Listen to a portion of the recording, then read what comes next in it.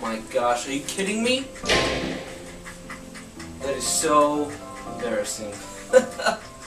Goodness. Pretend like if that didn't happen, because I am so embarrassed right now. Woo! I will get over it.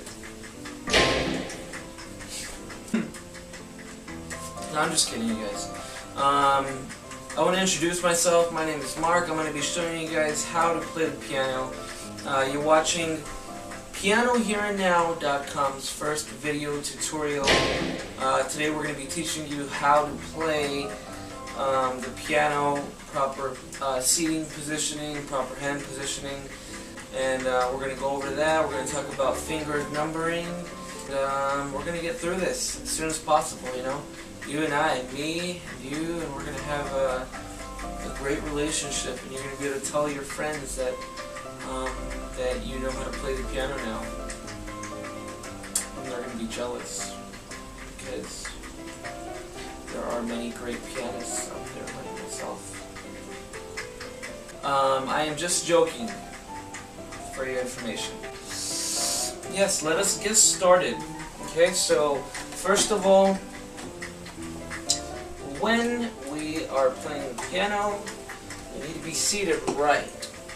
If we are not seated right, I will literally find you and sit you straight. That is, if you don't live too far from me. You want to be seated straight when you're going to play the piano. You want to be relaxed, shoulders relaxed, you know, just ready to prepare, get yourself all pumped up and stuff.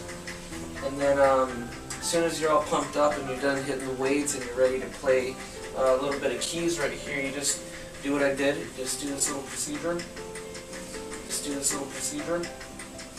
Then you just start making magic with the piano. That is, if you know how to play it already. But if you don't, let's get started. You want to be seated, like I said, straight. Relax shoulders. Your arms need to be relaxed also. Your wrists need to be slightly above the piano. We do not want people to be playing their pianos up here like Frankenstein. We don't want no Frankenstein piano players. We don't want any little Smurf piano players either where we're playing down there.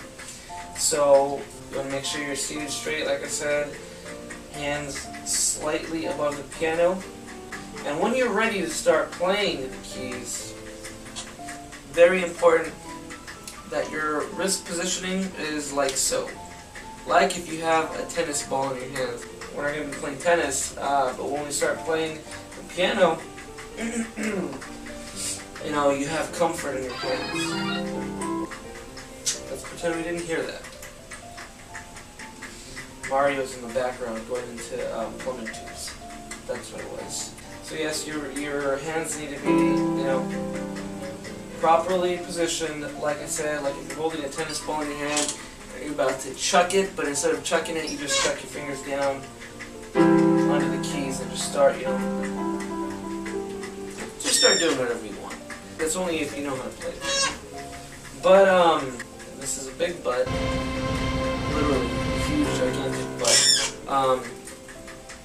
We need to know the numbers of our fingers. Each of them is numbered, and you really need to know this. Seriously, this is not a joke. I'm not kidding anymore. I'm being very serious this time. Very serious. Okay? Your thumb is always going to be number 1. Hopefully you don't have ugly looking thumbs like I do.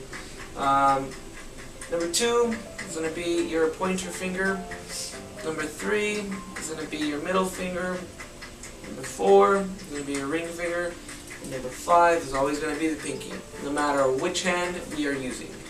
So if I'm using my left hand and I'm telling you to show me your 4th finger, show it to me.